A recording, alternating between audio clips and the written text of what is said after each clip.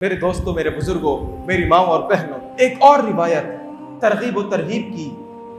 نبی علیہ الصلوۃ والسلام نے فرمایا من غدا الی المسجد، اگر کوئی شخص مسجد کی طرف آئے لا یرید الا ان یتعلم خیرا او یعلمہ، مسجد میں آنے کی نیت صرف ایک ہو، مقصد صرف ایک ہو کہ جی مسجد میں جا کر کسی کو کوئی خیر کی بات سکھانی ہے یا کسی سے کوئی خیر کی بات سیکھ لینی ہے، یا تو کسی کو کچھ دینا ہے یا کسی سے کچھ لے لینا ہے۔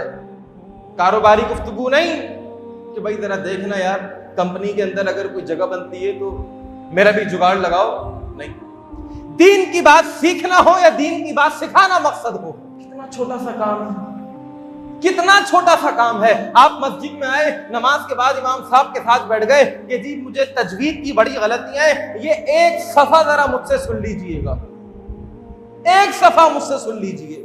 آپ نے امام صاحب کو ایک صفحہ سنا دیا، 5 لائنیں پڑھ کے سنا دی، خدا کی قسم وہ 5 لائنیں پڑھنے میں آپ کا 1 منٹ نہیں لگا ہوگا، لیکن اس 1 منٹ کے اندر آپ کو جو اجر و ثواب ملے گا، کل قیامت کے دن آپ کی آنکھیں کھلی کی کھلی رہ جائیں گی۔ کیا ثواب ملے گا؟ آئیے میں آپ کو سناؤں۔ نبی علیہ الصلوۃ والسلام نے فرمایا کان لہ کاجر حاج تامۃ حجتہ، اس انسان کو پورے حج کا ثواب مل جائے گا۔